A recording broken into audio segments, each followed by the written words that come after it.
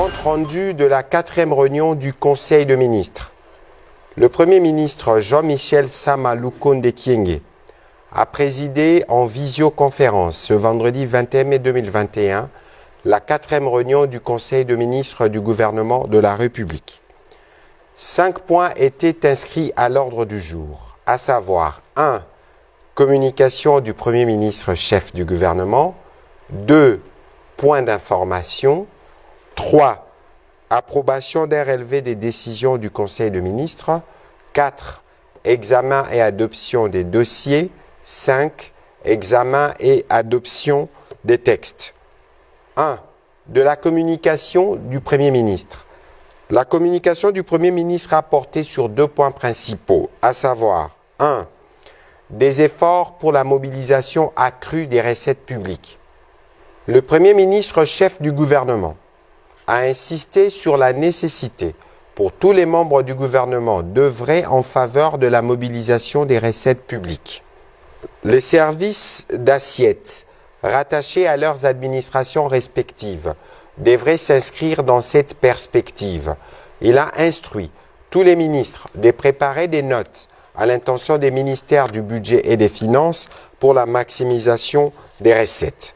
Cette instruction du Premier ministre chef du gouvernement intervient à la suite de la recommandation faite lors du dernier Conseil de ministres par le ministre d'État, ministre du Budget. 2. De la participation active aux réunions des commissions. Le Premier ministre chef du gouvernement a invité les membres du gouvernement à participer de manière active aux réunions des commissions interministérielles spéciales qui ont débuté leurs travaux au cours de cette semaine. Deuxième point du Conseil de ministres, point d'information.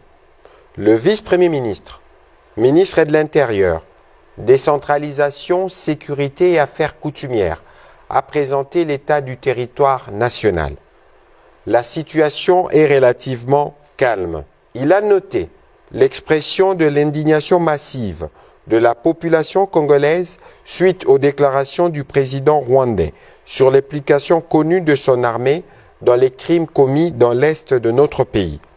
Il a aussi relevé que la population était dans l'attente des retombées positives de la participation du président de la République, chef de l'État, à la conférence sur les financements des économies africaines tenue le 18 mai 2021 à Paris sous la présidence du président français Emmanuel Macron.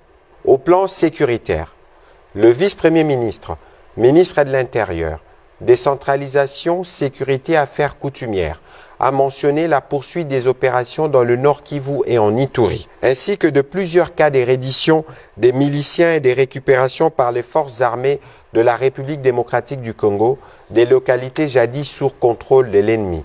En Ituri, les FARDC ont, après d'intenses combats, le 16 mai dernier, récupéré 8 localités, jadis occupées par les miliciens FPIC Chiniakilima, notamment Niakasi 1, 2, 3, ainsi que Sililo et Bahia, situés respectivement dans les chefferies des Mobala et Baemba en territoire d'Irum ou en Ituri. Ces offensives de nos forces armées contre les miliciens s'intensifient également en territoire de Djougou. Au sud Kivu, les seigneurs de guerre, connus sous le nom de Raïya Mutomboki, Mabuli Mwanadamu, s'est rendu aux forces de défense le 18 mai 2021 à Ninja dans les territoires de Kabare. Avec lui, 35 combattants et des munitions et armes de guerre. Réagissant au point sur la reddition, le Premier ministre chef du gouvernement a salué l'engouement observé ces derniers jours à la suite de la proclamation de l'état de siège dans les provinces du Nord Kivu et de l'Ituri. Il a évoqué la nécessité de travailler à mettre en place le cadre légal qui permet la fusion de programmes de désarmement, démobilisation et réinsertion DDR et de programmes de stabilisation et de reconstruction STAREC. Les 2 programmes fusionnés deviendront DDR-CS, désarmement, démobilisation, réinsertion communautaire et stabilisation. Ainsi, le processus de réinsertion pourra accompagner immédiatement les opérations militaires en cours. Dans les mêmes ordres d'idées, la commission gouvernementale ad hoc, placée sous la direction du ministre d'État, ministre du Budget au terme du deuxième Conseil de ministres, a été chargé de préparer la riposte humanitaire au Nord Kivu et en Ituri. L'action humanitaire se déploiera très vite pour prendre en charge les populations déplacées et répondre à d'autres situations urgentes. Le ministre de la Défense nationale et ancien combattant a pour sa part brossé la situation générale par zone de défense. En dehors des faits mentionnés par son collègue de l'Intérieur, la situation est sous contrôle. Il a fait le rapport de l'opération de bouclage qui a été effectuée le 16 mai dernier au camp Kokolo à la suite des différentes plaintes enregistrées. Plusieurs arrestations ont été signalées, des armes saisies et des expulsions opérées. En effet, 257 personnes ont été interpellées, 17 armes de guerre individuelles, 56 machettes et autres armes blanches ont été saisies, 31 familles de civils irrégulièrement installées dans ces camps ont été déguerpies. La ministre d'État, ministre de la Justice, a informé le Conseil de ministres que sur les personnes interpellées, 25 ont été retenues parce qu'ayant des antécédents judiciaires bien connus et identifiés comme de Kuluna bandits. Ils seront acheminés dans les prochains jours à Kanyamakasese dans le Haut-Katanga pour leur rééducation. Construit à l'époque coloniale, pour une population d'environ 16 000 hommes, le camp Kokolo héberge aujourd'hui plus ou moins 40 000 personnes. Cette situation nécessite des solutions à court et moyen terme afin de soulager les conditions d'hébergement dans ces camps comme dans toutes les autres garnisons du pays. D'après le ministre de la Défense, les études de faisabilité sont en cours et les conclusions seront présentées au prochain Conseil de ministres. Point 2.3. Évolution de la situation de la pandémie de Covid-19. Le ministre de la Santé, Hygiène et Prévention a informé le Conseil de ministres de l'évolution de la situation de la pandémie à coronavirus. Au 19 mai, le cumul de cas est de 3 757, dont 3 756 cas confirmés et un cas probable. Au total, il y a eu 779 décès, soit un taux de létalité de 2,5% et 27 603 personnes ont été guéries. De manière globale, il a été noté au cours de ces 4 dernières semaines une évolution en dents de scie prévisible pouvant évoluer dans un sens ou dans un autre. Cependant, étant donné l'existence de tous les facteurs d'aggravation, l'appel au renforcement de la vigilance a été relancé. Faisant le point sur le lancement de la campagne lancée le 19 avril 2021, le ministre de la Santé, Hygiène et Prévention a indiqué que 104 sites de vaccination sont à ce jour opérationnels sur le 498 planifiés. Au 30e jour, un total de 14 310 personnes a déjà été vaccinées. Malgré la rétrécession des doses au système COVAX, les pays disposent encore en stock de 384 000 doses et de 50 000 autres doses supplémentaires issues du gouvernement indien. De ces faits, les efforts sont déployés pour renforcer la communication et d'autres activités à grand impact pour vacciner plus de citoyens. L'objectif est de rendre opérationnel le maximum de sites sur le 498 prévus. Le ministre a en outre informé le Conseil du ministre du recrutement d'un expert en communication spécialement en charge de l'infodémie, entendez gestion des mauvaises informations relatives au Covid-19, grâce à l'appui de l'OMS. Le ministère de la Santé, dans le cadre de la relance de la nouvelle campagne de vaccination, invite le parlementaire, les membres du gouvernement, les influenceurs à y participer volontairement pour contribuer à l'atteinte de l'immunité collective. Point 3. Approbation d'un relevé des décisions du Conseil de ministres. Le Conseil de ministres a adopté le relevé des décisions prises lors de sa 3e réunion. Point 4. Examen et adoption d'un dossier.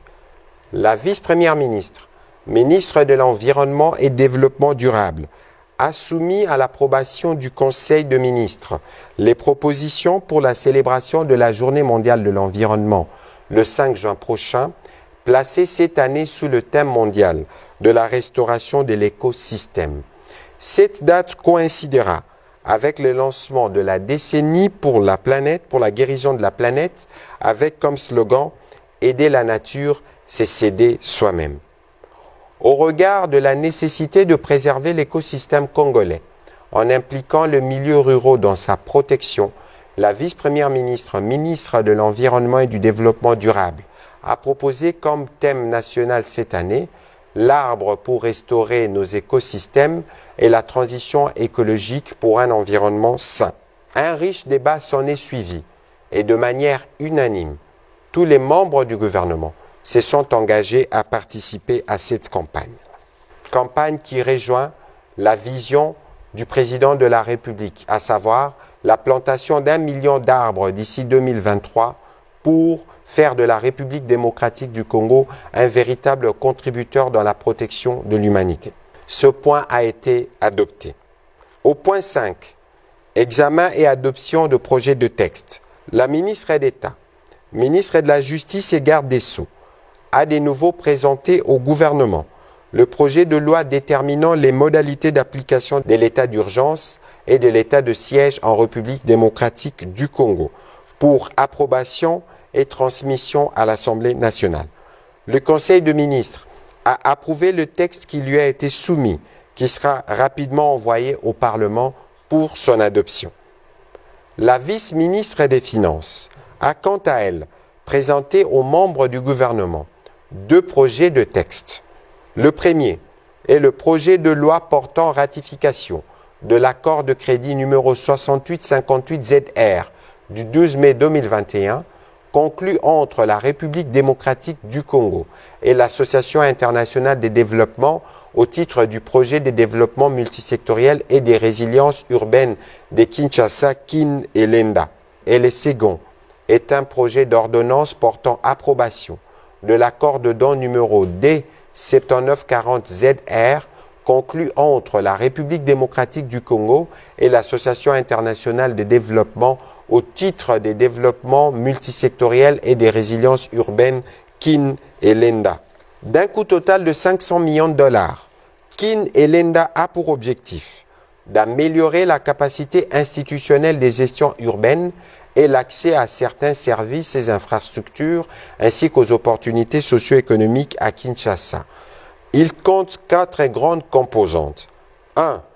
Infrastructures et services résilients.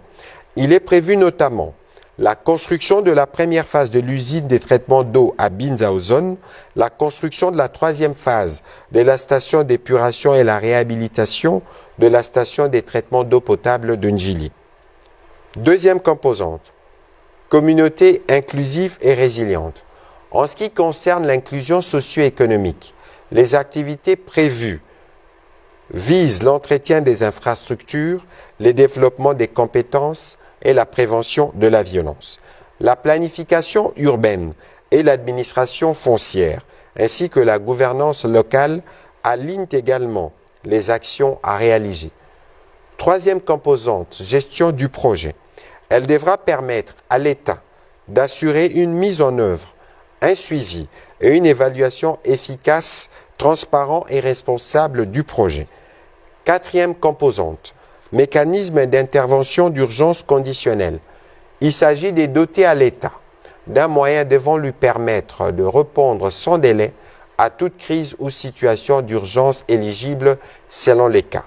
Après débat et délibération, ces 2 projets soumis par la vice-ministre des Finances ont été adoptés.